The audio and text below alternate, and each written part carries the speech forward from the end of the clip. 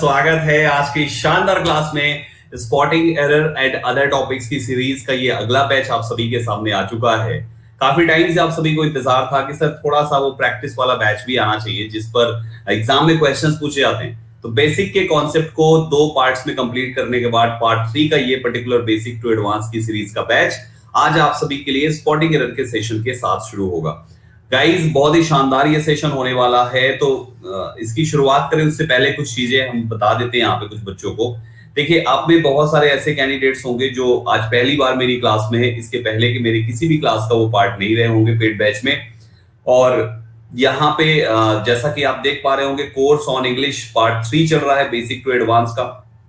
तो ये पार्ट 3 है, यानी हमारा पार्ट 2 एंड पार्ट 1 कंप्लीट जो हुआ है उसके आगे का पार्ट है, यानी बेसिक की सीरीज का पार्ट 3 है, लेकिन इस पर्टिकुलर टॉपिक की पहली क्लास है, ठीक है ना। सो गाइज मैं आप सबको 2 सलाह देना चाहूंगा, ध्यान से सुनिएगा। सबसे पहला सलाह है आप सभी लोगों के लिए जो बच्चे फर्स्ट टाइम है क्लास में, इसके पहले उन्होंने नहीं अटेंड किया। ये सीरीज में कुछ इस पैटर्न में चलाता हूं कि एक पार्ट 1 जो होता है वो ग्रामर होगा सबसे पहला। मैं आपको सीरीज का पूरा बता देता हूँ। पार्ट 2 जो है ग्रामर, ये 1 है, ये ग्रामर 2 है, ठीक है ना, ऐसे लिख देता हूं, ग्रामर 2 है। फिर पार्ट 3 जो होता है दोस्तों वो हमारा प्रैक्टिस पर है जो अभी चल रहा है दोस्तों। पार्ट 4 जो होगा दोस्तों वो हमारे vocab plus voice and narration पर होगा, यानी ये हमारा 4th क्लास होगी, ये हमारी 3rd क्लास है। तो अभी आप जो है वो ये तीसरी वाली क्लास देख रहे हैं, ठीक है ना, तीसरा वाला बैच देख रहे हैं। क्लास तो बहुत सारी हो चुकी है। तो आपके पास 2 ऑप्शन है। पहला कि आप अगर यहां से शुरू कर रहे हैं तो इसको अभी देख लीजिए, फिर इसको देख लीजिए, फिर जो 5वीं क्लास आएगी ना वो फिर से घूम के ये वाली आ जाएगी, और फिर उसके बाद ये आएगी, फिर ये आएगी, फिर ये आएगी। तो आप चाहें तो यहां से शुरू करें, फिर ये देखें और फिर जाके ग्रामर पढ़ें, या तो आप इसको साथ में देखें ही देखें और साथों साथ आप यहाँ पर ये बैच भी दोनों आपको दिख जाएंगे, आप इन बैचेस को भी देख सकते हैं। तो सबसे बढ़िया जो सलाह है मेरी आपको, सजेशन है, वो ये है कि आप यहां से पहली क्लास देखना शुरू करें। एक क्लास यहां से देखें और एक क्लास मेरे साथ लाइव देखें। 2 क्लासेस आप पेड में डेली बेसिस पे देखना अटेंड करें, ठीक है ना। तो आपका बाद में जब हम 5th क्लास लेकर आएंगे इस पर बेस्ड, तो फिर से आपका रिवीजन हो जाएगा, तो वो चीज आपके लिए ज्यादा बेनिफिशियल हो जाएगी, राइट। और अगर केवल इस प्रैक्टिस पर बेस्ड हो जाएंगे तो हो सकता है बहुत सारे ग्रामर के ऐसे कॉन्सेप्ट जो मैं इन 2 क्लासेस में पढ़ा चुका हूं थोड़ा सा समझने में आपको दिक्कत हो। तो ये 2 में से जो आपको सही लगता है आप अपने अकॉर्डिंग फॉलो कर सकते हैं, लेकिन मेरा सजेशन है कि आप इसको भी एक क्लास देखें, यहां से इसको पूरा खत्म करें, फिर इसका भी एक क्लास देखते जाएं, और यहाँ का लाइव जो चल रहा है उसको तो देखें ही देखें, ठीक है ना। अब आ जाइए दोस्तों, इसके बाद आते हैं, देखिए स्पॉटिंग एरर क्लास 1 है, हर एक टॉपिक पे 2 क्लासेस प्रोवाइड करूंगा। तो पहले आज हम स्पॉटिंग एरर करने के तरीके सीखेंगे। जो भी बच्चा फर्स्ट टाइम क्लास में है वो बच्चा सबसे पहले तो प्रोफाइल फॉलो कर लेना, संदीप के सरवानी सर्च करके, और दूसरों के साथ शेयर भी कर देना प्रोफाइल एंड इनवाइट कोड दोनों। गाइस रेगुलर क्लास की टाइमिंग्स ये हैं, जरूर अटेंड कीजिए। और आज क्लास शुरू हो चुकी है 9 जून, तो आज हम स्पॉटिंग एरर कर रहे हैं और इसके अकॉर्डिंग आप देख लीजिए कौन सी क्लास किस दिन पे कौन सी क्लास होगी, तो आप उसके अकॉर्डिंग प्रिपेयर रह पाएंगे, ठीक है। ट्यूटोरियल शो आपको देखना चाहिए। अब आ जाइए हम बात करते हैं दोस्तों कि आखिर एरर डिटेक्शन हमें फाइंड कैसे करना होता है। एरर डिटेक्शन एक ऐसा पार्ट है दोस्तों जो फुली डेडिकेटेड होता है 2 से 3 चीजों पे। सबसे पहले कुछ लोग को लगता है कि अगर हम ग्रामर पढ़ लेंगे उठा के, जैसे बहुत सारे बच्चे पूछते रहते हैं सर कोई एक बुक रेकमेंड कर दीजिए, कोई बुक सजेस्ट कर दीजिए। वो बुक लेकर आते हैं, 3 महीना 4 महीना उसमें माथा खपाते हैं, और उसके बाद फिर से जब एरर डिटेक्शन के पास जाते हैं तो वो एरर डिटेक्शन कहता है भाई साहब तुमसे अभी ना हो पाएगा, तुम अभी जाओ। यानी केवल ग्रामर से एरर डिटेक्शन नहीं होता है, केवल ग्रामर से एरर डिटेक्शन नहीं होता है, हमें ये चीज याद रखना है। एडिटोरियल की टाइमिंग है morning 7:15, 7:15 wifi study YouTube channel, ठीक है। सो गाइस केवल ग्रामर से एरर डिटेक्शन नहीं होता, ग्रामर एक बहुत बड़ा रोल प्ले करता है। ऑफ कोर्स ग्रामर एक बहुत बड़ा रोल प्ले करता है।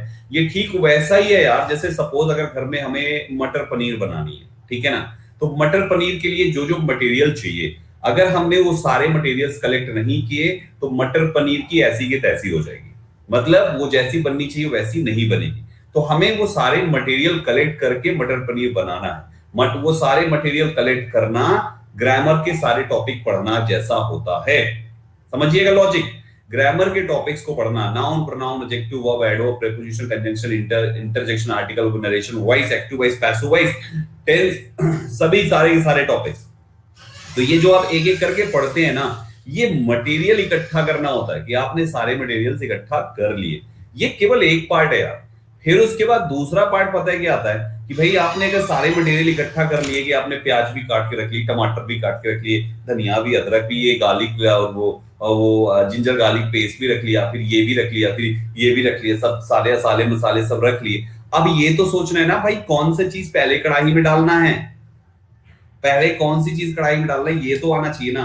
वो सीक्वेंस, वो स्टेप, वो अप्रोच, वो ज्यादा, वो उसका रोल आपके ग्रामर से कहीं भी कम नहीं है भाई साहब। एक लाजवाब लजीज मटर पनीर बनाने के लिए हमें केवल मटेरियल ही नहीं चाहिए, बल्कि उन मटेरियल्स को किस तरीके से, किस मात्रा में उसमें इस्तेमाल किया जाए वो भी जरूरी होता है। तो उसी प्रकार से एरर डिटेक्शन में हमें ग्रामर के साथ दूसरा जो जरूरी चीज होता है वो होता है दोस्तों अप्रोच, यानी कि पहुंच लिख लीजिए हिंदी में, पहुंच, पहुंच मतलब समझ पा रहे हैं, राइट। अप्रोच जिसको हम कहते हैं एक प्रकार से पहुंच, अप्रोच ये इससे ज्यादा हिंदी क्या बनाएंगे मुझसे। तो गाइस यहां पर वो चीज है, मतलब हमें अप्रोच लगाना सीखना पड़ेगा। नाउ द पॉइंट इज कि ये अप्रोचेस लगाते कैसे हैं। हाँ जी, अप्रोचेस लगाते कैसे हैं, मामला ये निकल के सामने आता है। तो मैं आपको, हालांकि एरर डिटेक्शन तो मैं रोज ही पढ़ाता हूं, सुबह 10 बजे स्पेशल क्लास में डेली मैं एरर डिटेक्शन की प्रैक्टिस कराता हूं, लेकिन अप्रोचेस वहां पर पहले नहीं सिखाता, वहां पर मैं डायरेक्ट क्लास शुरू करी क्वेश्चन पे आ जाता हूं। क्यों? क्योंकि भाई रोज सेम चीज नहीं करा सकते वहां पे। अब यहां पे आप अप्रोचेस कैसे क्या सीखेंगे, आप यहां के अप्रोचेस सीखेंगे, 2 क्लास यहां पे अटेंड करेंगे और फिर 10 बजे की क्लास, ज्यादा नहीं कुछ क्लास ही देखेंगे और आपका गेम यहां पर सेट हो जाएगा, माइंड आपका सेट हो जाएगा। तो अप्रोचेस में हम जब कभी भी सेंटेंस से शुरुआत करें तो देखो, अभी मैंने आपको एक एग्जांपल दिया सब्जी वाला, मटर पनीर का। मटर पनीर में मटेरियल क्या क्या चाहिए वो सारी चीजें आपने इकट्ठा तो करनी, ठीक उसी प्रकार से आपने ग्रामर के सारे कॉन्सेप्ट्स यहां पर इकट्ठा कर लिए अपने दिमाग में। अब उसको इंप्लीमेंट करना है, कौन सी चीज का किस प्रकार से किस मात्रा में यूज होता है, हमें वो चीज यहां पर अब सीखना है। तो ग्रामर की अप्रोचेस, ग्रामर की जो अप्रोचेस का गेम है वो कैसे आपके लिए यहां पर एरर में काम आएगा, इसको ध्यान से सुनिएगा। उससे पहले मैं आपको बता दूं कि आखिर कितने टॉपिक्स हमें चाहिए होते हैं ग्रामर में एरर डिटेक्शन को फाइंड करने के लिए। तो सबसे पहला आप सब जानते हो, हमें नाउन चाहिए होगा, हमें प्रोनाउन चाहिए होगा, ये सब मटेरियल है ना ग्रामर की पनीर बनाने के लिए। हमें एडजेक्टिव चाहिए होगा, आप लोग भी बताओ, ADJECTIV एडजेक्टिव चाहिए होगा, हमें वर्ब चाहिए दोस्तों, हमें एडवर्ब चाहिए। चलो आप लोग भी लिखो फटाफट, जल्दी जल्दी लिखो सभी। हमें प्रीपोजिशन चाहिए, हमें कंजंक्शन चाहिए, इंटरजेक्शन का एरर डिटेक्शन में कोई रोल नहीं है, उसको लिखने की जरूरत नहीं है। हमें टेंस चाहिए, हमें आर्टिकल्स चाहिए, इतनी सारी चीजें हो गया। इसके साथ हमें वोकैबुलरी चाहिए, हमें ईडियम्स चाहिए, ईडियम्स चाहिए, ईडियम्स एंड फ्रेजेस जिसको आप कहते हैं, हमें फ्रेजल वर्ब चाहिए, राइट एवरीबॉडी। बाकी जो एडिशनल 2 से 3 ऐसे टॉपिक्स हैं वो सब इसमें इनबिल्ड होते हैं, जैसे वर्ब से निकल के आता है कॉजेटिव वर्ब, वर्ब से निकल के आता है कॉजेटिव वर्ब, ठीक है। आपका वर्ब से निकल के आया कॉजेटिव वर्ब, आपके इन सभी टॉपिक्स से निकल के आता है subject verb agreement, subject verb agreement, subject verb agreement. ये अलग से कोई टॉपिक पढ़ने का नहीं होता भाई, आप noun pronoun adjective verb preposition ये सब जो पढ़े हो ना, ये सब सब्जेक्ट वर्ब एग्रीमेंट का ही होता है। फिर उसके बाद दोस्तों होता है हमारा यहाँ पर क्या, फिर एक आता है, एक आपका कौन सा पता है क्या, conditional sentence, TIONAL, conditional sentence.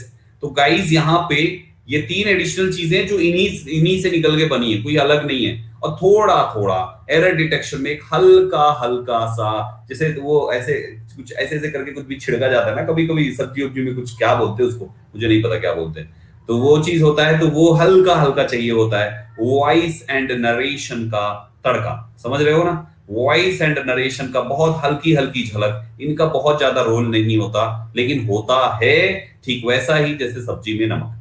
तो गाइज अब हमने यहां पर देखा इतना मटेरियल चाहिए, इतना मटेरियल चाहिए एरर रूपी पनीर बनाने के लिए। ठीक है, इतना मटेरियल चाहिए।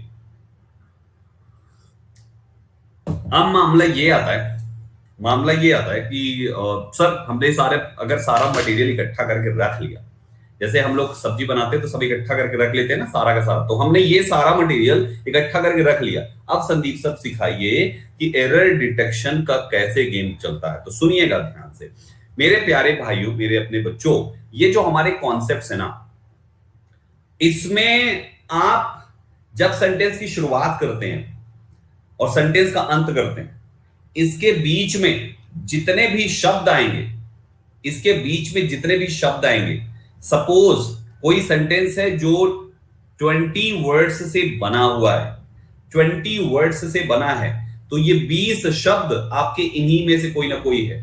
कुछ नाउन है, कुछ प्रोनाउन है, कुछ adjective verb, adverb, preposition, conjunction, tense, article, vocabulary, causative verb, ये वो सब इसी में से है, कुछ बाहर का नहीं है भाई। इतने में पूरा बनाना है, गेम ही पूरा इतने का ही होना है। अब गाइस यहां पर ये है कि जब सब कुछ इतने में से ही बनेगा तो गेम करना क्या है? गेम ये है इसका कि जो भी शब्द, जो भी पार्ट्स ऑफ स्पीच लिखा हुआ है, आपको उसको उसके हिसाब से ट्रीट करना है। समझो ध्यान से, समझो ध्यान से। हर बच्चे को सेम छड़ी से नहीं मारते भाई साहब, कुछ को धीरे से मारते हैं, कुछ को तेज से मारते हैं। स्कूल में जो इंटेलिजेंट बच्चा होता था उसको हल्का सा मारते थे या नहीं मारते थे, और जो गधा बच्चा होता था उसको तेज मारते थे, जो सुपर गधा होता था उसको और तेज मारते थे, जो और गधा होता था उसको मुर्गा बना के मारते थे। तो हर किसी को सेम छड़ी से अलग अलग तरीके से ट्रीट किया गया। ठीक उसी प्रकार से गाइज यहाँ पे क्या है कि गाइज आपके पास जैसे जैसे शब्द आए ना, अगर नाउन आया है तो नाउन क्या है, कैसे है उस सेंटेंस में, उसके हिसाब से आप उससे बातचीत करें और उसके यूजेस को और उसके काम को वहां पर ध्यान दें। मतलब नाउन सब्जेक्ट है कि नाउन हमारा ऑब्जेक्ट है, प्रोनाउन आया हुआ है, प्रोनाउन हमारा सब्जेक्ट है कि प्रोनाउन ऑब्जेक्ट है कि पजेसिव है, क्या है, उसके अनुसार ही आप सेंटेंस में उसके गेम को समझें। आपका एडजेक्टिव आया हुआ है तो एडजेक्टिव का क्या रोल होता है उसके अनुसार एडजेक्टिव को ट्रीट करें, वर्ब का क्या रोल होता है उसके अनुसार वर्ब को ट्रीट करें, एडवर्ब को ट्रीट करें, कंजंक्शन को, टेंस को, आर्टिकल्स को, हर एक चीज को उसी के अनुसार ही ट्रीट करें। अपना जबरदस्ती उस पर गेम न थोपें, ठीक है। सीक्वेंस यहाँ पर कौन कैसे इस्तेमाल होता है वो चीज के अनुसार ही वहां पे उसके साथ काम करें। जैसे समझाता हूं आपको कुछ और बातों से, समझिएगा ध्यान से।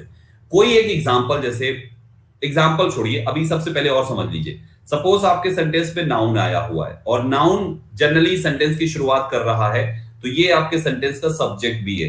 तो जैसे ही आपके दिमाग में आया कि सेंटेंस के सब्जेक्ट के रूप में नाउन लगा बैठा हुआ है, यही होता ही जनरली, सब्जेक्ट नाउन ही होता है। बहुत कुछ केसेस में प्रोनाउन हो गया, तो वो भी तो भैया प्रोनाउन मतलब एक ही बात है, नाउन हो गया। अब आपके सामने ये चीज आया तो हमने यहां पर जैसे ही देखा कि सब्जेक्ट की जगह पर नाउन बैठा हुआ है, तो हमें ये पता होना चाहिए कि आखिर इसकी पहुंच कहां कहां तक है। समझना, इसकी पहुंच कहां कहां तक है, जहां जहां तक पहुंच है इसकी वहां वहां तक उसको चेक कर रहा है। जैसे सपोज किसी मिनिस्टर वाले के यहां रेड डालनी हो, सीबीआई वालों को किसी मिनिस्टर वाले के यहां रेड डालनी हो, किसी एमएलए के यहां रेड डालनी हो, है ना, या किसी बिजनेसमैन के यहां रेड डालनी हो, सराफा का काम है उसका, ज्वेलरी शॉप है उसके यहां रेड डालनी है, तो भाई साहब रेड डालने से पहले पता है क्या करते हैं, ये पता करते हैं कि आखिर इस बिजनेसमैन का लिंक कहां कहां पर है। उन सब जगहों पर गेम पहले समझ लेते हैं कि भैया जी कहीं इन जगहों से तो ऑब्जेक्शन नहीं आ सकता है, अगर इन जगहों से ऑब्जेक्शन आ सकता है तो वहां तक हमें इसको लेकर बात करनी पड़ेगी, तब जाकर आप इसकी आराम से इसकी रेट डाल सकते हैं, ठीक है, इसके यहां। तो ठीक उसी प्रकार से यहां भी गेम वैसे ही है कि सब्जेक्ट है तो कहां कहां तक इसकी पहुंच है। एक सब्जेक्ट की पहुंच होती है उसके लिए उसकी हेल्पिंग वर्ब तक, एक सब्जेक्ट की पहुंच होती है उसके लिए थोड़ा सा आगे चले जाएंगे तो वहां पर उसके लिए पहुंच होती है कहां पे, एक तो हेल्पिंग वर्ब हो गया, उस सब्जेक्ट के लिए हम कोई एडजेक्टिव इस्तेमाल कर सकते हैं क्योंकि वो नाउन है, नाउन बना हुआ है तो एडजेक्टिव उसके लिए आ सकता है। उसके लिए आगे चल के आपके कुछ प्रोनाउंस भी लगे हो सकते हैं, उसको भी जरूर देखिए। उसके लिए कुछ आपके पजेसिव एडजेक्टिव्स हो सकते हैं, possessive adjectives, POSSESSIVE possessive adjectives हो सकते हैं, वहां तक पहुंच जाइए। यानी कि एक बात हमेशा याद रखिएगा मेरे भाइयों, किसी भी, और ये चीज ऐसे रटना नहीं है कि अरे यार ये देख लिया अभी, और ऐसा नहीं करना, जो जैसे टकराता जाए उसके साथ वैसे ही गेम सेट कर लो, लेकिन तैयार दिमाग को पहले से ही रखो। जैसे बिजनेसमैन के यहाँ रेड पड़ी, तो इसका मतलब ये नहीं कि आप वहां पे पहुंच के जहां जहां इसका लिंक है सब जगह फोन घुमा दो, नहीं। जब उधर से फोन आएगा तब आप इसको कैसे टैकल करना है, ये चीज तुम पहले से ही सोच के बैठे हुए होने चाहिए। तो ठीक उसी प्रकार से जब यहां पे सेंटेंस में ये शब्द आया तो सब्जेक्ट के हिसाब से एडजेक्टिव को कैसे टैकल करना है, प्रोनाउन को कैसे करना है, पजेसिव एडजेक्टिव को कैसे करना है, ये सब कुछ हमें वहां पर उसी समय जब ये आएंगे तब करना है। अगर ये नहीं आ रहा है तो भैया जो जो तक है वही वहीं तक रहिए। तो एक इंपॉर्टेंट बात ये है कि सब्जेक्ट की पहुंच जहां जहां तक है वहां वहां तक आपको उसको चेक करना पड़ेगा। मतलब आप ये नहीं कि सेंटेंस पढ़ना शुरू किए, सब्जेक्ट वो पढ़ गए, अब आगे पढ़ रहे हैं, पीछे वाला भुला दिए, नहीं, भुला नहीं सकते। भुला दिए तो मामला बिगड़ जाएगा, भुला नहीं सकते। Are you getting my point? बच्चा लोग समझ में आ रहा है? तो पहली बात मैं इतनी पूरी कहानी में जो आपको बताना चाह रहा हूं, जो आगे के सभी पार्ट्स आप स्पीचेस पे लागू होगी, वो ये है कि भाइयों आप जिस भी शब्द को पढ़ो उस शब्द को भुलाओ नहीं, क्योंकि उसका अस्तित्व केवल वहीं तक में खत्म नहीं होता। भुलाओ केवल उसको जिसका अस्तित्व केवल वहीं पे खत्म हो जाए, बाकी को भुलाना नहीं जाता, आगे तक याद रखा जाता है, क्योंकि उसके हिसाब से कुछ आगे भी चीजें लगी हुई होती हैं। पहला पॉइंट याद रखना। दूसरा इंपॉर्टेंट पॉइंट नाउन का यानी कि सब्जेक्ट का हमने देख लिया।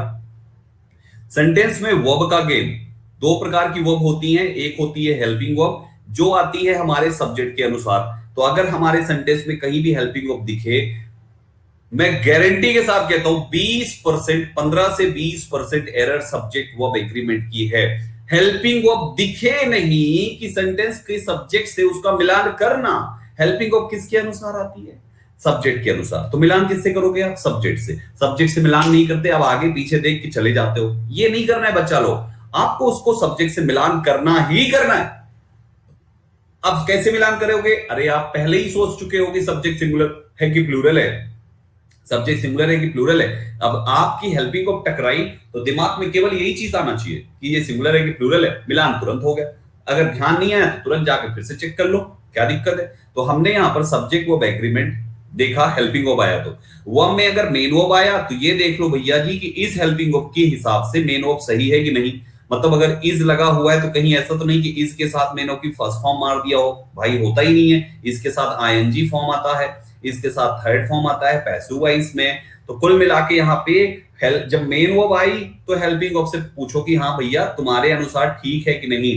अब हेल्पिंग वर्ब से आपने मेन वर्ब की फॉर्म पूछी, लेकिन मेन वर्ब का सेंटेंस के उसी सब्जेक्ट से उसका वॉइस जरूर पूछ लेना, ये इसका वॉइस जरूर पूछना है। आपने मेन वर्ब को हेल्पिंग वर्ब के अनुसार देखा, इज है तो आईएनजी करना है या तो थर्ड करना है, या तो हैज हैव है तो यहां पे थर्ड करना है, ये आपने देखा, हमने ये गेम समझ लिया। अब मेन वर्ब का क्या करो, उसको दूसरी कोड में भेजो, सब्जेक्ट की कोड में भेजो कि वहां से जा बेटा पता कर तेरा वॉइस ठीक है कि नहीं है। समझ रहे हो?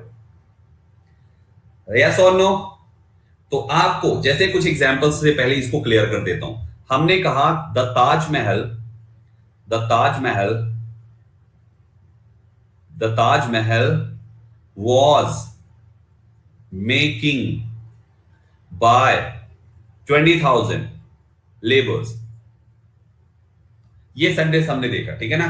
ये सेंटेंस हमने देखा, कुछ नहीं करना भाई, सिंपल सा सेंटेंस की शुरुआत करी। सबसे पहले ताजमहल दिख गया, सब्जेक्ट आया, दिमाग में सारे सब्जेक्ट की घंटियां खुल जानी चाहिए, सब्जेक्ट के सारे दरवाजे खुल जाने चाहिए, खटाखट खटाखट खुल गए। हमारा दिमाग में क्या क्या याद रखना है? सब्जेक्ट सिंगुलर है, सब्जेक्ट नॉन लिविंग थिंग है, समझ पा रहे हो क्या क्या याद रखना है? सब्जेक्ट सिंगुलर है, सब्जेक्ट नॉन लिविंग थिंग है, ये दो चीजें हमने इस ताजमहल से याद करा, ठीक है। फिर आगे चलेंगे, जैसे ही देखा सिंगुलर है तो हेल्पिंग वर्ब टकराई, क्या ये हेल्पिंग वर्ब दिए हुए सब्जेक्ट के अनुसार ठीक है? ठीक है, सिंगुलर के लिए सिंगुलर। फिर आगे बढ़ो, इसके बाद हेल्पिंग वर्ब के बाद क्या आया है? मेकिंग, क्या ये मेकिंग की आईएनजी फॉर्म हेल्पिंग वर्ब के अनुसार ठीक है? तो हाँ, वॉज के साथ आईएनजी फॉर्म आता है, ठीक है। हेल्पिंग वर्ब के अनुसार मेन वर्ब ठीक है, लेकिन फिर वही चीज, क्या मेन वर्ब दिए हुए सेंटेंस के सब्जेक्ट के अनुसार वॉइस में ठीक है? फॉर्म में तो ठीक है, वॉइस में ठीक है, चेक करो। जब पहुंचे मेकिंग को लेके सब्जेक्ट के पास तो ताजमहल ने कहा भैया बन थोड़ी रहे हैं, उस समय 20,000 मजदूरों के द्वारा बनाया गया था। तो स्टेटमेंट एक्टिव नहीं है, पैसिव वॉइस है। कहां तुम मेकिंग बनाए पड़े हो, पैसिव बनाओ, तो भैया सीधा ये मेकिंग साइड हो गया और यहां पर हमने कर दिया मेड। यानी मेन वर्ब को दो गेम में खेला हमने। मेन वर्ब को सबसे पहले हेल्पिंग वर्ब के अनुसार उसकी फॉर्म को चेक किया, फॉर्म चेक होने के बाद फिर मेन वर्ब को भेजा दूसरे दरबार में, जाओ वहां भी तुम मोहर लगवा के आओ। तो ताजमहल मतलब सब्जेक्ट की मोहर, जब सब्जेक्ट की मोहर से होके नहीं हो पाया, वहीं कमी निकाल दी गई, वहीं धर दबोचा गया उसको। समझ में आया? तो इसलिए तुम्हारा होना चाहिए the Taj Mahal was made by 20,000 labours. ये हमारा यहां पर सेंटेंस अब जाके सही हुआ। ठीक है, मेरे कुछ भाई कह रहे हैं सर बीइंग मेड होना चाहिए। भाई मैं इंटरचेंज नहीं सिखा रहा यार, मैं तुमको एरर सिखा रहा हूं मेरे बच्चों। तुम्हारा सेंटेंस गलत है तो तुम उसको बीइंग क्यों बनाओगे? पहले तो सही सेंटेंस का बीइंग बनता है ना, पास्ट कॉन्टिन्यूअस का पैसिव जब सही रहेगा पहले सेंटेंस, तभी तो तुम बीइंग लगाओगे। जब सेंटेंस ही गलत है एक्टिव वाइज में, तो पहले तो एक्टिव सुधारो ना इसमें। तो एक्टिव क्या है? Taj Mahal was made. समझे? तो ये बच्चा लोग ये चीज हमने यहां पर सीखा कि चलो ठीक है संदीप सर, अभी आपने ये बात बताई, आपने संदीप सर सब्जेक्ट और वर्ब के गेम को समझा दिया। सब्जेक्ट और वर्ब में हमें क्या पहचानना है? सब्जेक्ट के अनुसार हेल्पिंग वर्ब को चेक करना है, हेल्पिंग वर्ब को दो चीज में चेक करना है। अभी एक चीज हमने आपको बताया कि सब्जेक्ट के नंबर के अनुसार, और हेल्पिंग वर्ब को एक और चीज चेक करनी है, सब्जेक्ट के नंबर के अनुसार और सेंटेंस के टेंस के अनुसार। यानी हेल्पिंग वर्ब को दो चीजों में चेक करना है, सब्जेक्ट के नंबर और सेंटेंस के टेंस। ये दो चीज के अनुसार हेल्पिंग वर्ब जस्टिफाई होती है, मेन वर्ब जस्टिफाई होती है दो चीज के अनुसार। हेल्पिंग वर्ब के अनुसार सही फॉर्म है, और दूसरी वही मेन वर्ब दिए हुए सेंटेंस के सब्जेक्ट के अनुसार सही वॉइस है कि नहीं है। ये दो चीजें हमें सब्जेक्ट, हेल्पिंग वर्ब और मेन वर्ब, इन तीन चीजों के गेम में इतनी इतनी कहानी बनानी पड़ती है। जो आप लोग कहते हो ना सर आप इतना जल्दी चुटकियों में कैसे पकड़ लेते हो, ये एरर आपने, ये तो हमें कुछ समझ में ना आ रही है। अब अभी आपने एक्सप्लेन किया तो बड़ी छोटी सी एरर थी, बड़ी आसान सी एरर थी, पता नहीं कैसे आपने कर दिया सर, हमसे ना हो पा रहा है। जबकि इतने आसान से था सर, ये तो हो जाना चाहिए था, फिर भी नहीं हो पा। क्यों? क्योंकि आप ये भूल जाते हो। समझ गए? कंक्लूजन क्या निकाला हमने?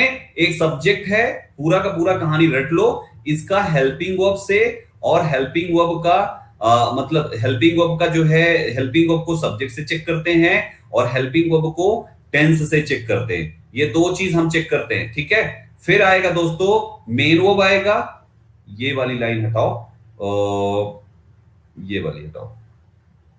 ठीक है, हाँ अब देखो दोस्तों, फिर इसके बाद आएगा मेन वर्ब आपका। मेन वर्ब को हेल्पिंग वर्ब के अनुसार चेक करना है, और इस मेन वर्ब को इसके अनुसार क्या चेक करना है? वॉइस चेक करना है, और इसके अनुसार फॉर्म चेक करना है, कौन सी फॉर्म सही लगी है। तो ये कहानी, ये पहला ग्राफ का फोटो ले लो तुम। ठीक, रूल पता है तो गलत अब नहीं होगा, चिंता मत करो बच्चा लोग, हम हैं सही कर देंगे। ठीक है, रूल्स नहीं पता तो भी चिंता मत करो, थोड़ा सा टाइम ज्यादा देना पड़ेगा, क्योंकि बेसिक सबसे पहले सीखना पड़ेगा, तब जाके आपको कहीं फायदा होगा बाकी सारी चीजों का। अब सुनो, यहां तक तो समझ में आ गया, अब आगे बताइए संदीप सर, थोड़ा सा बैक साइड आ जाइए। हमने इतने सारे पार्ट्स ऑफ स्पीचेस दिए, अभी केवल नाउन कंप्लीट किया हमने और दूसरा वर्ब कंप्लीट किया, बाकी सब बचा है। अब सुनिएगा दोस्तों, प्रोनाउन का इस्तेमाल। किसी भी सेंटेंस में कभी भी प्रोनाउन दिख जाता है, कहीं पर भी प्रोनाउन दिख जाता है, कहीं पर भी। आप सब जानते हो यार, प्रोनाउन बिना नाउन के लिए नहीं, बिना नाउन के इस्तेमाल ही नहीं होता। तो प्रोनाउन के केस में दो चीज याद रखना, प्रोनाउन के केस में दो चीज याद रखना। सबसे पहला, नाउन के अनुसार बिल्कुल सही और सटीक प्रोनाउन होना चाहिए। लड़का है तो लड़का वाला, लड़की है तो लड़की वाला, नॉन लिविंग है तो नॉन लिविंग वाला, प्लूरल है तो प्लूरल वाला, सिंगुलर है तो सिंगुलर वाला। प्रोनाउन के अनुसार बिल्कुल सटीक, नाउन के अनुसार बिल्कुल सटीक प्रोनाउन होना चाहिए, पहली इंपॉर्टेंट बात। और दूसरी इंपॉर्टेंट बात, वहां पे जिस केस का नाउन चाहिए उसी केस का प्रोनाउन आपको लगाना पड़ेगा। मतलब सब्जेक्टिव चाहिए तो सब्जेक्टिव, ऑब्जेक्टिव चाहिए तो ऑब्जेक्टिव, पजेसिव चाहिए तो पजेसिव। ये कौन बताएगा? ये ग्रामर बताएगा। ये कौन बताएगा? ये ग्रामर बताएगा। तो हमें कोई भी जगह पर प्रोनाउन दिखे, कोई भी जगह पर, जैसे आपको मैंने क्या बोला, हेल्पिंग वर्ब दिखे तो बिना सब्जेक्ट से मैच कराए आगे बढ़वे ना करो तुम। मेन वर्ब दिखे तो बिना हेल्पिंग, मतलब हेल्पिंग वर्ब दिखे तो बिना सब्जेक्ट और टेंस से मैच कराए आगे बढ़ना ही नहीं है। मेन वर्ब दिखे तो बिना हेल्पिंग वर्ब और सब्जेक्ट के वाइस से मैच कराए आगे बढ़ना ही नहीं है। ठीक उसी प्रकार से कोई भी प्रोनाउन दिखे बिना उसको उसके नाउन से मिलाए तुमको आगे बढ़ना ही नहीं है। कुछ भी हो जाए बढ़ना ही नहीं है भाई साहब, बढ़ना ही नहीं है। क्योंकि मेन गेम वही है, रूल्स पता होते हैं, इंप्लीमेंट नहीं हो पाते। मटेरियल सारे इकट्ठा कर लिए, बनाना नहीं आता पनीर भाई साहब। मटेरियल सारे इकट्ठा है, मतलब सब लेके आके एकदम तौला तौला के 2-2 किलो पनीर रखे हैं। कम पड़ी तो ज्यादा डाल देंगे, लेकिन भैया ज्यादा नहीं चाहिए, जो जितना चाहिए उतना ही डालना है, वही तुमको सीखना है। Right everyone? तो ये चीज हमें देखना है। अब प्रोनाउंस का गेम कैसे काम करता है, जैसे आपने कहा one of you should follow one's order. Sentence आया, भाइयों एरर बताओ मुझे इसमें, चलो एरर बताओ, एरर बताओ, एरर बच्चा लोग एरर जल्दी से एरर बताओ। ओहो, कनक ने कह दिया, कनक देसाई ने कहा कि सर वंस एपोस्ट्रॉफी हटा के लगाइए। Very good. और ओहो लास्ट ऑप्शन नो एरर भी है, आप चाहें तो नो एरर के साथ जा सकते हैं, अगर आपका दिल करे तो, आपका दिल करे तो आप जा सकते हैं। ऑप्शन देते ही आप लोग टूट पड़े कि सर यही वाला मारो, नो एरर है। आप में से एक भी ऐसा बच्चा नहीं जिसने सही जवाब दिया, मतलब सबका आंसर गलत है, सबने गलत जवाब दिया। लेट मी राइट इन हिंदी, ज्यादा असर डालता है ये बेइज्जती करने में, है ना? तो भाइयों यहां पे सबने गलत जवाब दिया, आप फिर मामला नहीं समझ पाए। आपको यहां पर देखना है, सबसे पहले सेंटेंस लिखा हुआ है वन ऑफ यू, ये आपके सेंटेंस का ये हिस्सा हो गया सब्जेक्ट। हम आगे बढ़ेंगे तो हमें मिल गई यहाँ पे हेल्पिंग वर्ब, फिर आगे बढ़े हमें मिल गया यहाँ पे मोडाल, मतलब मोडाल नहीं सॉरी मेन वर्ब, फिर आगे बढ़े तो मिल गया हमें पजेसिव एडजेक्टिव, मतलब किससे बनता है ये पजेसिव एडजेक्टिव है तो प्रोनाउन का बच्चा ना भाई साहब, तो चेक तो नाउन के हिसाब से ही होगा। और फिर आगे बढ़े तो ऑर्डर, हमें एक नाउन मिल गया, इतना सारा शब्द हमें मिल गया। ठीक, अब हम यहां पे शुरुआत करते हैं एक एक करके। सबसे पहले सब्जेक्ट और हेल्पिंग वर्ब को चेक कर लो। वन ऑफ यू के अनुसार शुड का इस्तेमाल बिल्कुल सही है। तुम में से एक को शुड बिल्कुल सही है। अब शुड के अनुसार फॉलो मेन वर्ब की फर्स्ट फॉर्म आती है, ये ग्रामर में भाई हम ग्रामर पढ़ चुके हैं तब का रूल हम बता रहे हैं। मटेरियल इकट्ठा कर लिया, अब इंप्लीमेंट कैसे करना है। हमने शुड देखा तो फर्स्ट फॉर्म आनी चाहिए, लगा हुआ है, बिल्कुल सही है। वन ऑफ यू भी सही है, शुड भी सही है, फॉलो भी सही है। फिर आया पजेसिव एडजेक्टिव जो कि एक प्रोनाउन की टेबल है। इसका इस्तेमाल हम किसके अनुसार करते हैं, दिए हुए सेंटेंस के सब्जेक्ट के अनुसार, दिए हुए सेंटेंस के सब्जेक्ट के अनुसार। तो मेरे भाइयों हमारे सेंटेंस का सब्जेक्ट है वन ऑफ यू, केवल वन नहीं है, केवल वन नहीं है, वन ऑफ यू है। अगर केवल वन होता मेरे भाइयों, केवल वन होता तो पजेसिव एडजेक्टिव लिखते हम वंस, केवल ही होता तो हम यहां लिखते हिज, केवल शी होता तो हम यहां लिखते हर, राहुल होता तो हम यहां लिखते हिज, देव होता तो हम यहां लिखते देयर। मामला कुछ ऐसा, THEIR देयर, मामला कुछ ऐसा, वहां लिखा हुआ है वन ऑफ यू, तो यू में से कितने, यू में से एक, वन, यू में से एक, यू में से कितने, एक। तो इस जगह पर वन का मतलब ये वाला वन नहीं है, ये वन का मतलब वन है भाई साहब, एक है। मामला समझो, यहां पे वन ऑफ यू का मतलब तुम में से एक, और ये वन से एक सेंटेंस बनाता हूं, जैसे आपने कहा वन शुड रिस्पेक्ट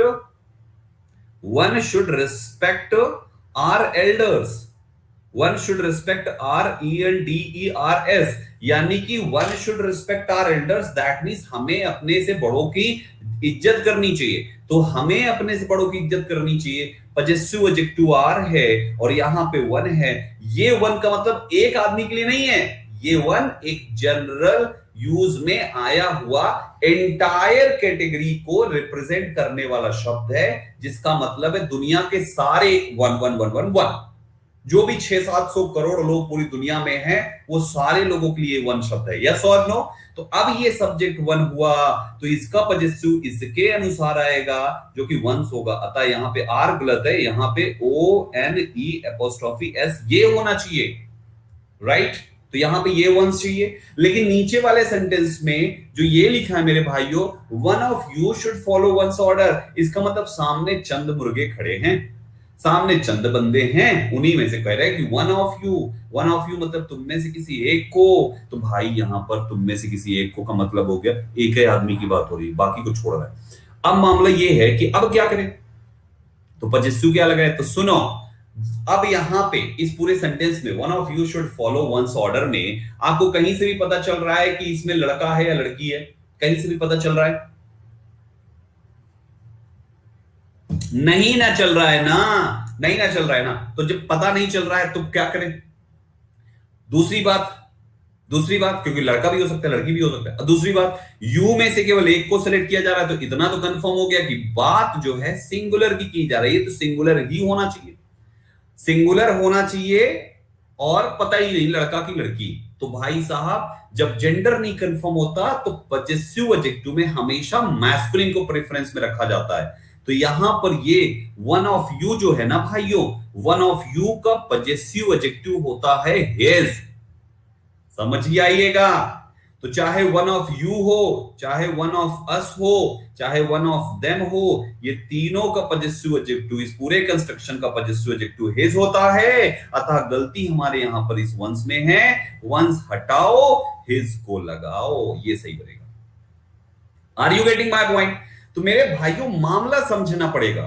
आप क्या करते हो, पढ़ के भुला देते हो। ये पता है क्या करते हो, गलती क्यों नहीं आपसे एरर फाइंड होती, पता है क्या? बताता हूं। आपसे एरर इसलिए नहीं फाइंड होती है, आपसे एरर इसलिए नहीं फाइंड होती, आज फिर लाइट नहीं है, आज फिर लाइट का है। आप सभी से एरर इसलिए नहीं फाइंड होती है क्योंकि आप उसको बस पढ़ते हो और आगे बढ़ते हो। आप केवल पढ़ते हो और आगे बढ़ते हो। ऐसा जैसे लग रहा है कोई पीछे से धक्का दे रहा है, क्यों भैया वैष्णो माता के दरबार में आए हैं क्या, कि लाइन बहुत लंबी है भाई, आगे चलो आगे चलो। अरे आराम से, take time, take your time. आप हड़बड़िया के सब जीरो करके चले जाते हो, आराम से पहले धीरे धीरे भागते हैं। हजी रफ्तार तब आती है जब पहले धीरे धीरे के हिसाब से आपको अपना सेट करना होता है। तो पहले धीरे धीरे में अपने पैर को सेट करते हैं लंबी रेस के लिए। धीरे धीरे पहले दौड़ो, फिर धीरे धीरे धीरे धीरे कुछ दिनों तक धीरे धीरे की प्रैक्टिस करो, फिर कुछ दिनों उससे थोड़ा तेज, फिर उससे तेज, फिर आप बनते हो भाग मिल्खा भाग। यहां पर भी वही मामला है। तो गाइस हमने किस चीज का बताया, प्रोनाउन का बताया। ये पूरी कहानी केवल प्रोनाउन की थी, चाहे पजेसिव हो, चाहे ऑब्जेक्टिव हो, चाहे सब्जेक्टिव हो, कुछ भी हो, कुछ भी हो, आपको इस टाइप से ये करना है। Got this everyone? अब शायद कुछ बच्चों की कंफ्यूजन है। सुने ना बेटा, बताइए बेटा क्या है, कोई आप कुछ पूछ रहे हो क्या?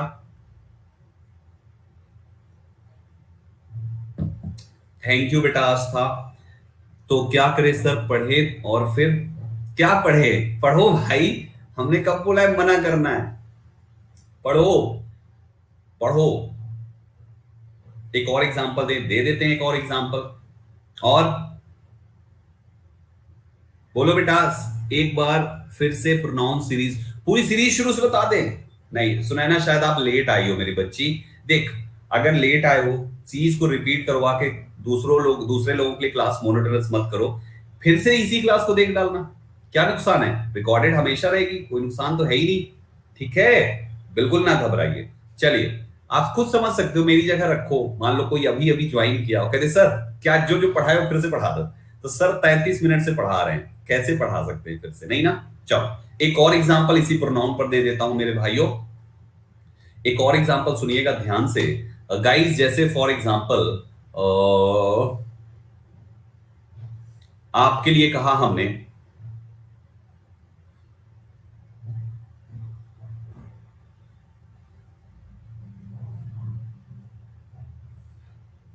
The condition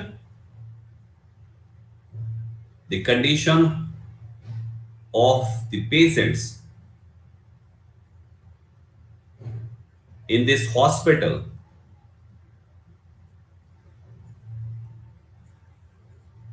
is improving. ठीक है ना? So we should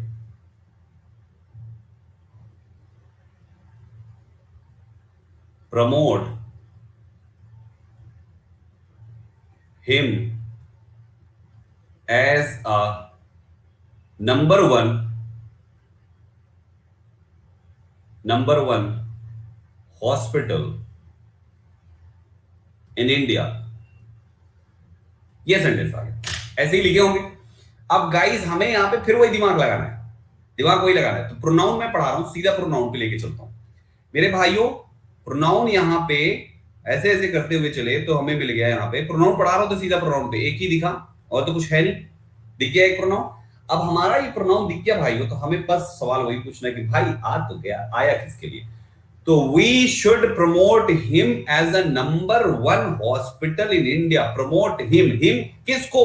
हॉस्पिटल को। इसका मतलब हिम हॉस्पिटल के लिए। हॉस्पिटल कैसा है? सिंगुलर। लिविंग है, नॉन लिविंग है? नॉन लिविंग है। नॉन लिविंग सिंगुलर के केस में हिम नहीं आता, नॉन लिविंग सिंगुलर का केस प्रोनाउन इट का होता है। अतः इस जगह पे हमें इट यूज करना पड़ेगा। यही होता the condition of the patients in these hospitals. Suppose होता हॉस्पिटल्स, तो हम यहां पर हिम की जगह लिख देते देम लिख देते। तो मामला सिंपल छे भाई। आपको जो भी चीज दिखे हमेशा उसको उससे लिंक करके रखो, लिंक करके रखो। ट्रस्ट मी, कभी एक सिंगल एरर नहीं छोड़ोगे आप, सिंगल एरर नहीं छूटेगा। बस ये पॉइंट आपके लिए इंपॉर्टेंट। तो हमने प्रोनाउन कंप्लीट किया, फिर से बैक साइड आ जाइए। उम्मीद करता हूं प्रोनाउन समझा लिया मैंने, नाउन समझा लिया, वर्ब समझा लिया, प्रोनाउन समझा लिया। अब आ जाइए एडजेक्टिव्स पे। भाई एडजेक्टिव अगर सेंटेंस में कहीं भी टकराए, कहीं भी टकराए भाई, कुछ भी कहीं भी टकराए, पास यहां पे कोई चीज रखा हो या वहां पे रखो, क्या फर्क पड़ता है? आगे दिखा हो एडजेक्टिव या बाद में दिख जाए एडजेक्टिव, कहीं पर भी दिख जाए कोई दिक्कत नहीं है, हम वहीं से उसके गेम को इंप्लीमेंट करना शुरू कर देंगे। तो अगर कहीं भी हमें एडजेक्टिव्स दिख जाता है तो एडजेक्टिव्स के देखते ही हमारा दिमाग एक ही चीज में टनकना चाहिए। एडजेक्टिव आता है नाउन के लिए, और नाउन अपने पास होते हैं दो प्रकार के। एक होता है काउंटेबल नाउन और एक होता है अनकाउंटेबल नाउन। बोलो यस सर, जल्दी से जोर से बोलो यस सर। दो प्रकार के नाउन होते हैं, काउंटेबल नाउन होता है, एक अनकाउंटेबल नाउन होता है। तो एडजेक्टिव्स में सबसे पहली चीज जो आपको चेक करनी है कि दिया हुआ एडजेक्टिव जिस नाउन के लिए है, क्या एडजेक्टिव का अपना गुण, एडजेक्टिव का अपना गुण और नाउन के अपने गुण आपस में मैच कर रहे हैं कि नहीं। मतलब अगर कहीं पर लिख जाए I saw much people, I saw much people standing at the, कहीं पर खड़े थे। अब ये हमने देख लिया, तो हमारा मामला वही चीज है, एडजेक्टिव दिख गया, नाउन दिख गया। मिलान कीजिए, दोनों के गुण मिलते हैं कि नहीं। दोनों के गुण में पहला इसका गुण है कि ये एक प्लूरल काउंटेबल नाउन है, और ये है आपका ऐसा एडजेक्टिव जो क्वांटिटी बताता है, और क्वांटिटी केवल अनकाउंटेबल नाउन की बताई जाती है और सिंगुलर होता है। तो मिलाने फेल हो गया भाई साहब, यानी ये हो गया अनकाउंटेबल वाला, नाउन लिखा है काउंटेबल, मामला हो गया फेल। तो आपको इसको बदलना पड़ेगा, यही आपकी एरर है। मच हटा के क्या लगेंगे यहाँ पे? Many people. Are you getting my point? तो आपको पहला जो एडजेक्टिव में कहीं भी एडजेक्टिव दिखे, कहीं भी कैसा भी, आप उसको उसके नाउन से मिलान जरूर कराओ, नाउन या प्रोनाउन, क्योंकि दोनों का क्वालिफायर होता है। नाउन से मिलान जरूर कराओ, ये देखो कि क्या दोनों के लक्षण मिलते हैं या नहीं। अगर नहीं मिलते हैं वहीं पर उनका तलाक कराओ और किसी दूसरे से ब्याह कराओ। Are you getting my point? तो एक पहला मुद्दा यहां पर निकल के आता है कि हमें इस टाइप से एडजेक्टिव को, ये पहला पॉइंट चेक करना है। दूसरा पॉइंट, पहला पॉइंट चेक करने के बाद दूसरा पॉइंट निकल के आता है एडजेक्टिव में जो हमें चेक करना चाहिए, वो ये है मेरे भाइयों। दूसरा पॉइंट दूसरे कलर से, वो ये है कि एडजेक्टिव की सेंटेंस में क्वालिटी चेक करने के बाद उसकी पोजीशन जरूर से जरूर चेक कर ली जाए, उसकी पोजीशन जरूर से जरूर चेक कर ली जाए। पोजीशन का मतलब है कि सेंटेंस में एडजेक्टिव्स जहां जहां पे आते हैं, वो तो आपको हमने एडजेक्टिव क्लास में पढ़ाया ही है, उन जगहों पर ही उनकी प्रेजेंस होनी चाहिए। अब मान लीजिए दूल्हा को दुल्हन के बगल में खड़े होकर फेरा लेना चाहिए, लेकिन दूल्हा दुल्हन के बगल में नहीं खड़ा है, जाके साली साहिबा के बगल में खड़ा है। अब बताओ ये शोभा देता है? नहीं ना। तो उसको बोलो कि चाहे जैसे चाहे खींच के लाओ, चाहे तमाचा मार के लाओ, लेकिन ला के बैठाओ कहां पे? दुल्हन के बगल में। ठीक वही चीज है कि एडजेक्टिव की पोजीशन, कि भाई तेरी पोजीशन कहां है? तेरी पोजीशन है नाउन के इर्द गिर्द, है ना? तेरी पत्नी है नाउन, पत्नी नाउन है, नाउन के इर्द गिर्द रहना है। वही दो पोजीशन मैंने आपको बताई है, attributive use, predicative use, noun से पहले, वर्ब टू बी के बाद। तो वो जो चीज है दोस्तों, वो पोजीशन को ध्यान में रखते हुए गेम खेलना है। जैसे आपने कहा he has,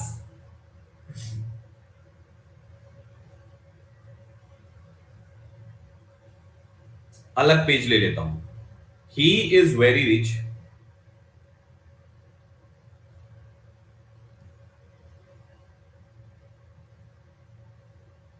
he has money,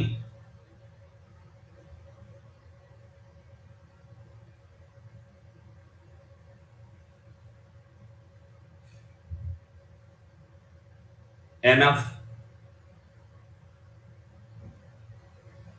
still, he is very stingy। ठीक, चलो आ जाओ, ये सेंटेंस अपने पास है। अब इसको पढ़ो, इसको पढ़ो, ध्यान से पढ़ो।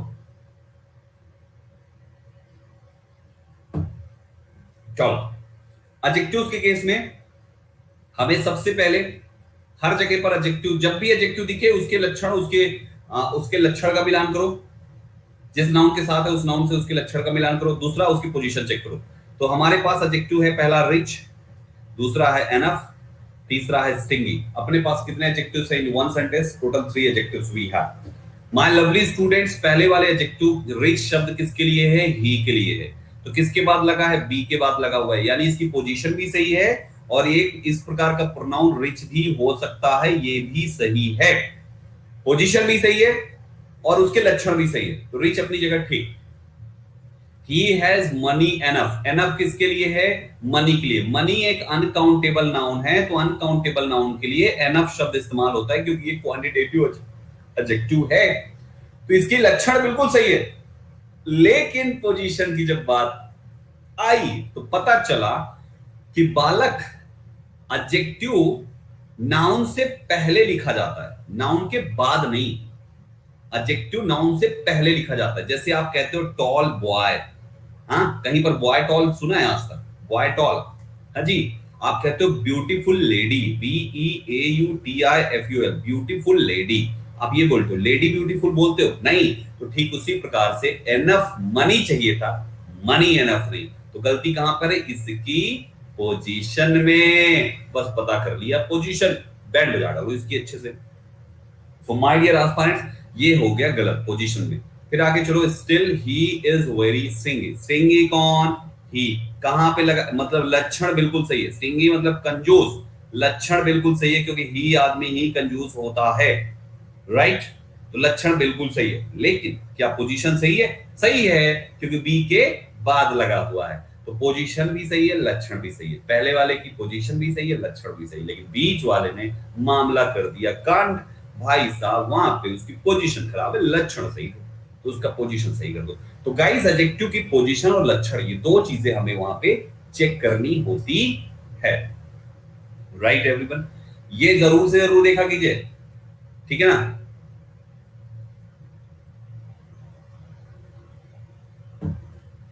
एडजेक्टिव किसी सेंटेंस के लिए, किसी सेंटेंस में, भाई सेंटेंस का क्वालिफायर तो नहीं होता। एडजेक्टिव जो होता है वो क्वालिफायर केवल नाउन का या तो प्रोनाउन का, इन्हीं का होता है।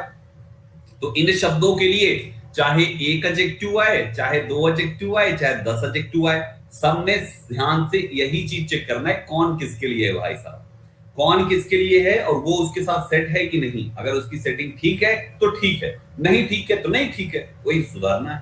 सपोज आपने कह दिया, I bought many pens and oil, oil from Gupta ji दुकान, from Gupta ji shop, Gupta ji shop, मैं गुप्ता जी की दुकान से ये चीज लेकर आया। अब हमने यहां पर देखा कि भाई साहब एंड से आपने पेन और ऑयल को जोड़ा जोड़ा जोड़ा जोड़ा, ठीक है, और उसमें से एक के पहले आपने एडजेक्टिव मार दिया, मार दिया मार दिया मार दिया, एडजेक्टिव मार दिया। तो ठीक है, मिलान कर लेते हैं। अगर दो नाउन्स को आपने एंड से जोड़ा तो ये दोनों नाउन आपस में हो गए बहने बहने, दोनों बहनें हो गई, और आपने इस मेनी को दोनों बहनों से प्यारे लगाया। तो मेनी पेन्स चेक करो, सही है, सही है, प्लूरल नाउन, प्लूरल इसके बाद आता है, सही है। अब मेनी ऑयल होता है क्या कभी? नहीं होता, मामला हो गया गड़बड़। इसका मतलब इसका केवल इसके साथ है काम, ये आगे वाले की मदद नहीं कर सकता। गाड़ी में एक ही की जगह है, केवल पेंस को ही बैठा सकते हो। तो आगे वाले, इसके लिए सवारी दूसरी भेजो, उस सवारी के लिए दूसरी गाड़ी भेजो, और वो भी इसी इसी की मीनिंग का होना चाहिए। क्यों? क्योंकि मैं गुप्ता जी की दुकान से मेनी पेंस लाया, तो मेनी वाला सेंस में ही ऑयल लाया, क्योंकि कॉमन है। तो थोड़ी सी गलती हो गई, लक्षण ना मिला पाए, लेकिन बात तो कॉमन है। तो उस कंडीशन में फिर इसके सेम लक्षण वाला शब्द आ जाएगा, दैट इज मच, लगा दिया, क्या दिक्कत है। तो ऐसे करके एडजेक्टिव्स का मामला, ये हमें उसकी चीजों से हमें पहचानना होता है। एडजेक्टिव्स का मामला ऐसे समझना होता है। बात समझ में आई तो बोलो यस सर। बच्चा लोग, मेरा बच्चा लोग जल्दी बताओ एक बार, जिसको जिसको समझ में आ रहा है, मजा आ रहा है ना, लिटरली वाला मजा आ रहा है ना, 10-20 थम्सअप मार दे। चलो एक बार थम्सअप मार दो, 2,000 थम्सअप हो जाए।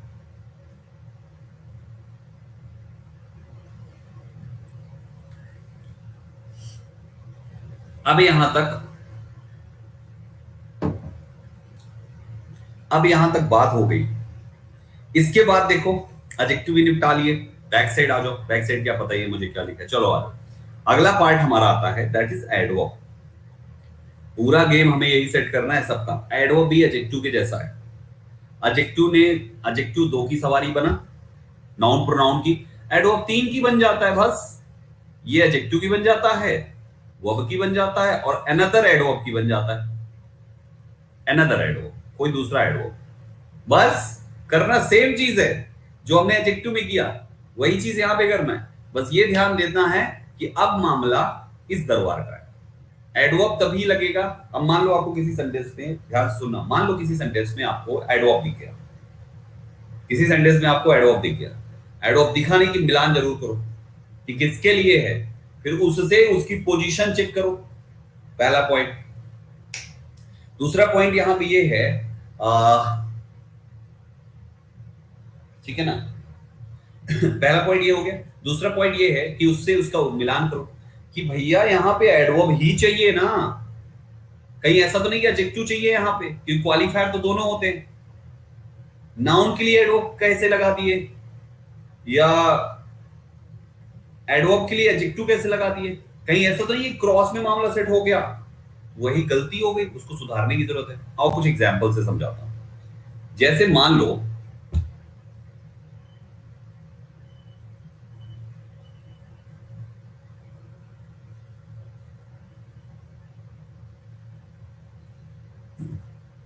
he talked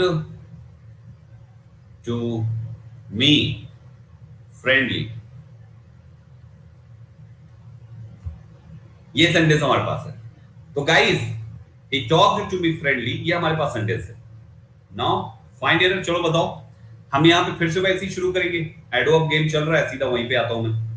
ये हमारा फ्रेंडली शब्द एक लिखा हुआ है। नाउ द पॉइंट इज, पहले ये पहचानो कि फ्रेंडली शब्द पार्ट्स ऑफ स्पीच में क्या है। क्यों भाइयों, पता कैसे चलेगा? संदीप सर, हमने पढ़ा तो यही है, एलवाई अंतिम में दिख जाए तो वो एडवर्ब होता है। संदीप सर, ऐसे ही तो पढ़ा है हमने। फ्रेंडली पार्ट्स ऑफ स्पीच में एडजेक्टिव है भाई साहब, फ्रेंडली पार्ट्स ऑफ स्पीच में एडजेक्टिव है। कैसे पता? मेरे अपने बच्चों, एलवाई वाला शब्द जब कभी भी किसी नाउन के साथ एलवाई जुड़ता है तो एडजेक्टिव बनता है, और किसी एडजेक्टिव के साथ एलवाई जुड़ता है तब जाके एडवर्ब बनता है। आपने अभी देखा FRIEND, फ्रेंड में एलवाई जोड़ के मैंने लिखा फ्रेंडली। ये नाउन है फ्रेंड, आपने नाउन में एलवाई जोड़ा तो फ्रेंडली आपका एडजेक्टिव बनेगा। लेकिन अगर आपने कह दिया ब्यूटीफुल, BEAUTIFUL, ब्यूटीफुल में एलवाई जोड़ दो, अब क्या बनेगा? ब्यूटीफुली। तो आपका एलवाई लगा हुआ शब्द एडजेक्टिव है या एडवर्ब, ये बताता है एलवाई हटाने के बाद बचा हुआ शब्द। हमने जैसी ब्यूटीफुली का एलवाई हटाया, ब्यूटीफुल मिला, ब्यूटीफुल एडजेक्टिव है, आपने एडजेक्टिव के साथ एलवाई जोड़ा, ब्यूटीफुली हमारा एडवर्ब हुआ। तो बैक साइड आ जाओ, he talked to me friendly. He एक प्रोनाउन है जो कि सब्जेक्ट है इस जगह का, टॉक्ड सेंटेंस की वर्ब है, टू मी किससे, मुझसे, ये हमारा इसका ऑब्जेक्ट है। कैसे फ्रेंडली, तो फ्रेंडली क्या चीज हुआ, क्या ही फ्रेंडली, नहीं, मी फ्रेंडली नहीं, क्या टॉक फ्रेंडली है, यानी कि ये इसके लिए है। तो अतः हमारा ये पर्टिकुलर शब्द वर्ब के लिए आ रहा है, तो वर्ब का क्वालिफायर एडवर्ब चाहिए, और यहां पर तो एडजेक्टिव बन के बैठ गया। तो हो गया मामला यहां पे गड़बड़। इसको एडवर्ब बनाओ, एडजेक्टिव से बने, नाउन से बने हुए, नाउन के साथ, नाउन से एलवाई लगा के बने हुए एडजेक्टिव का एडवर्ब फॉर्म होता है इन आ, वो शब्द लिखना है FRIENDLY, in a friendly manner. समझ में आया? तो हमारा इसका होना चाहिए ही talked to me in a friendly manner, ये सही बनेगा, he talked to me in a friendly manner, right? एक और एग्जांपल देता हूं, he is friendly, ध्यान से करना भाई, मामला गड़बड़ हो सकता है यहां पे। इसका बताइए, he is friendly with me, error, very friendly होगा। अरे यार भाई, अगर केवल एडजेक्टिव या एडवर्ब जो भी है, फ्रेंडली एडजेक्टिव है, एडजेक्टिव लगाएंगे तो क्या गड़बड़ हो जाएगा, हैं? नो एरर, अरे नो एरर कह रहे हो यार, ओ माय गॉड। भैया जी अगला अंतिम 10 सेकंड देता हूं, अगर गलती की हो तो सुधार लो। Very confident, nice, happy to see these comments. Guys मामला वही है, चेक करो फ्रेंडली किसके लिए, फ्रेंडली है ही के लिए, क्योंकि ही फ्रेंडली है तो एक प्रोनाउन के लिए इस्तेमाल हुआ है, तो शब्द एडजेक्टिव होना चाहिए, और फ्रेंडली तो एडजेक्टिव पहले से ही है, अतः ये पार्ट में नो एरर हो जाएगा। तो गाइस कुल मिला के हमें एडवर्ब के केस में ये बात जरूर से जरूर याद रखनी है, ठीक। फिर अगला पार्ट आता है मेरे भाइयों कंजंक्शन का। कंजंक्शन के मामले में ये एक ऐसी चीज है जिसमें एक चीज को हमेशा याद रखिए,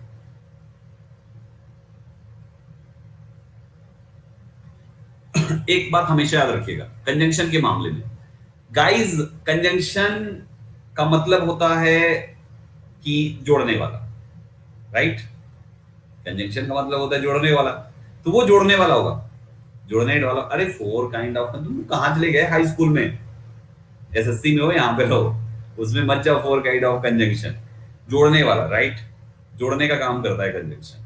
सिंपल भाषा में जो जैसा कंजंक्शन है, ध्यान देना उस कंजंक्शन की जैसी मीनिंग है, हर कंजंक्शन का एक अपना यूज है जो मैंने कंजंक्शन की क्लास में पढ़ाया हुआ है, तो आप वहां से सीख जाओगे इस चीज को। अब उस कंजंक्शन का जो भी नियम है, उस नियम के तहत जब वो लेफ्ट और राइट को जोड़े तो याद रखना वहां पर वही भाव आना चाहिए, वही सेंस आना चाहिए जिस सेंस के लिए वो कंजंक्शन इस्तेमाल किया जाता है, राइट? जैसे फॉर एग्जाम्पल आपने कहा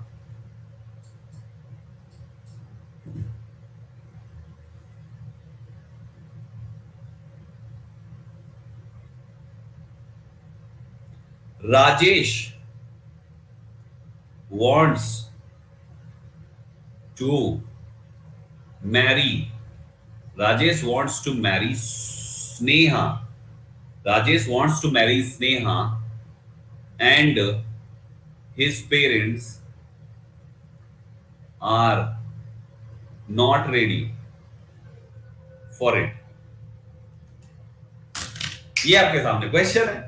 अब हमें इस सेंटेंस को देखना है, हमने देखना है पहले कि कंजंक्शन कहां है। कंजंक्शन ये है भाई साहब, कंजंक्शन ये है, तो दोनों साइड को चेक करो। राजेश शादी करना चाहता है स्नेहा से, ओके, शादी करना चाहता है, कर ले। एसएससी क्रैक हो गया हो तो कर लेना चाहिए, क्योंकि क्रैक हो गया है उसका एसएससी। और आगे क्या है, parents are not ready for it, parents तो तैयार ही नहीं है, पेरेंट्स इधर तैयार नहीं है और उधर वो करना चाहता है, मतलब उसको करना है शादी और इनको नहीं करने देना है शादी। उसको करना है, इनको नहीं करना है देना है, करना है नहीं करने देना है। तो बात दोनों अपोजिट हो गई, खींचातानी हो गई दोनों में।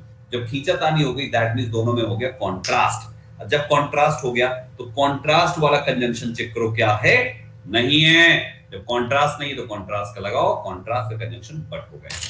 तो मामला ऐसे समझना होता है।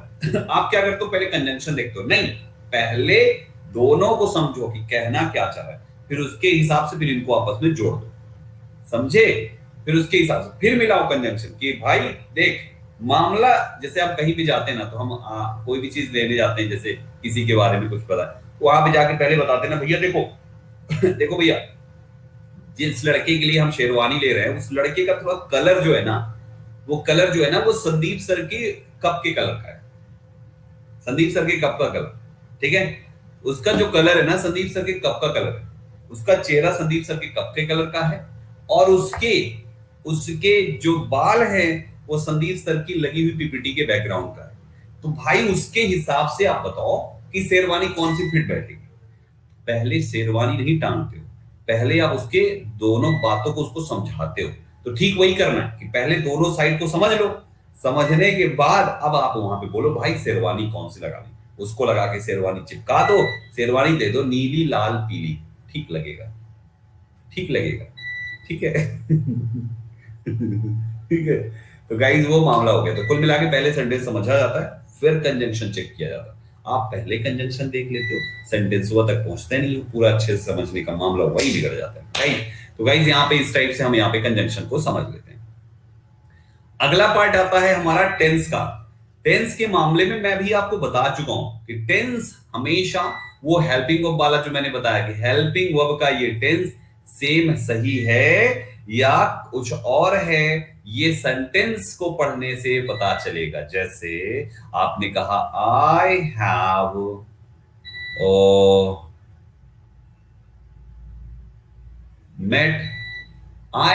met Anita yesterday. So my lovely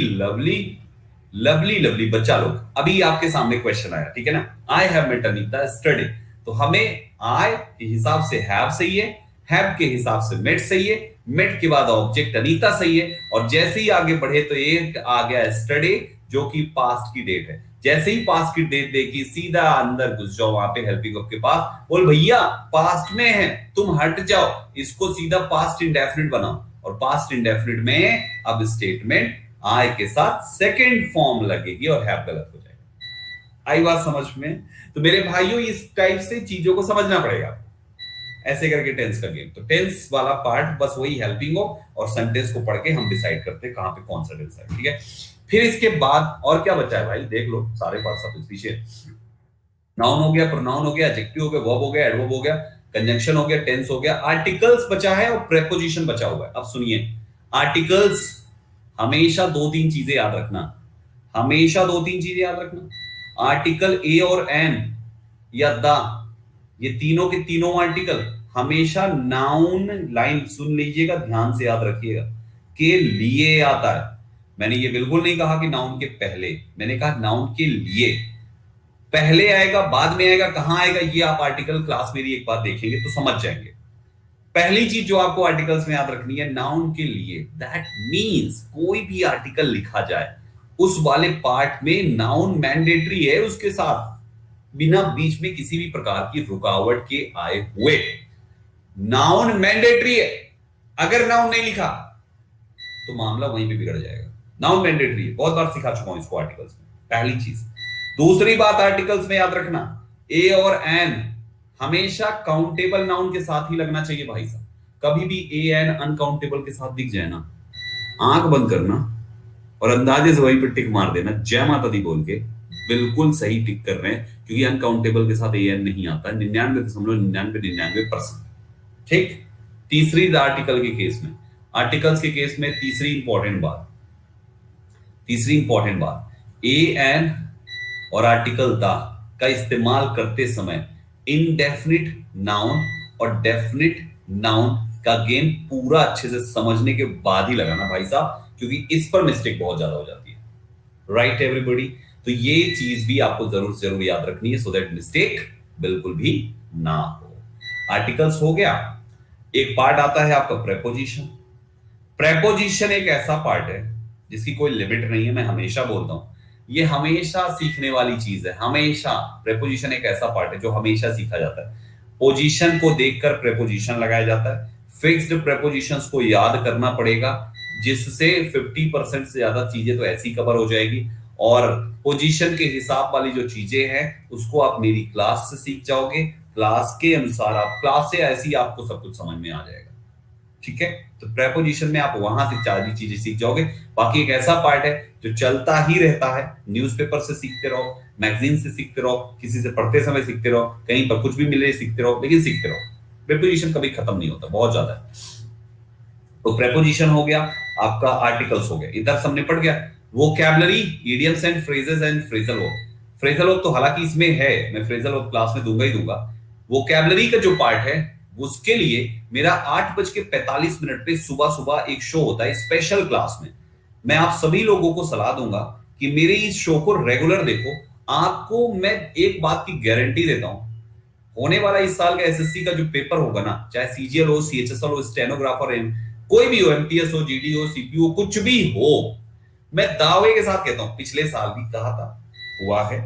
बच्चे ने स्टेनोग्राफर दिया, बच्चों ने सीएचएसएल का एग्जाम दिया, फिर पोस्टपोन्ड हो गया, सीएचएसएल दिया है। जिन्होंने दिया है they know it very well. Minimum 90% से लेकर 100% तक आपको मेरे इसी फ्री सेशन से वोकैबुलरी मिल जाएगी, पूरा का पूरा, पूरी वोकैबुलरी वहीं पे। मैं पूरा एनालिसिस करके लेकर आ रहा हूं यार, पूरा प्रीवियस ईयर भर दिया उसमें, न्यूज़पेपर से भर दिया, अपने हिसाब से एक्सपेक्टेड भर दिए, मतलब 100 बिल भर दिया। रेगुलर देखो, ऑन टाइम 8:45 और क्लास को पूरा 1 घंटा अटेंड करो, बिना नागा किए हुए 6 दिन पढ़ाता हूं वोकैबुलरी, संडे छोड़ के। ठीक है, और एरर जो आप आज पढ़ रहे हो, रेगुलर एरर का एक और फ्री सेशन स्पेशल क्लास के कॉलम में 10 से 11 के टाइम में डेली कराता हूं, वहां पे प्रैक्टिस कराता हूं। इस समय तो बवाली क्वेश्चंस लेकर आता हूं, तो वो चीज आप वहां से भी देखो। तो यहां से ये सवाल चीज हो जाएगा। ये तीनों पार्ट मैं बता चुका हूं कि इन्हीं का हिस्सा है, अलग से कुछ भी नहीं है। तो मेरे भाइयों, ये रही आपकी आज की एरर करने की पूरी कुंडली कि आखिर एरर करते कैसे हैं, किस माइंडसेट के साथ। यस एवरीबॉडी, तो एक सिंपल सा काम आप सबको करना है मेरे प्यारे भाइयों, मेरे प्यारे अपने बच्चों, कि जो बात मैंने यहां पे अभी आपको बताई, मैं चाहूंगा कि आप एक बार फिर से इन्हीं सारी बातों को सुने, यानी इस वीडियो को दोबारा देखें, आराम से ईयरफोन लगा के, विदाउट एनी नॉइज, जीरो एकदम, मतलब कुछ सुनाई, केवल यही सुनाई दे और कुछ नहीं।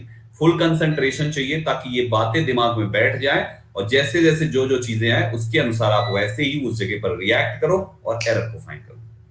ठीक है, तो क्या मैं ये मान सकता हूं कि अब आप एरर डिटेक्शन को अब करोगे, कुछ ज्यादा अच्छा करोगे? मान सकता हूं इस बात को? क्यों भाइयों? आप अगर करोगे, जितने बच्चों को लगता है कि हाँ अब करेंगे तो अच्छा होगा, वो एक बार थम्स अप मार दे जरूर। तो गाइज, इसी के साथ मुझे इजाजत दीजिए, और बातें बहुत सारी चीजें। अच्छा, मैं आपको ये बता दूं कि आज की क्लास में मैं 60 क्वेश्चंस लेकर आया हूं आप सभी लोगों के लिए, प्रैक्टिस के लिए। होमवर्क में 60 क्वेश्चंस हैं।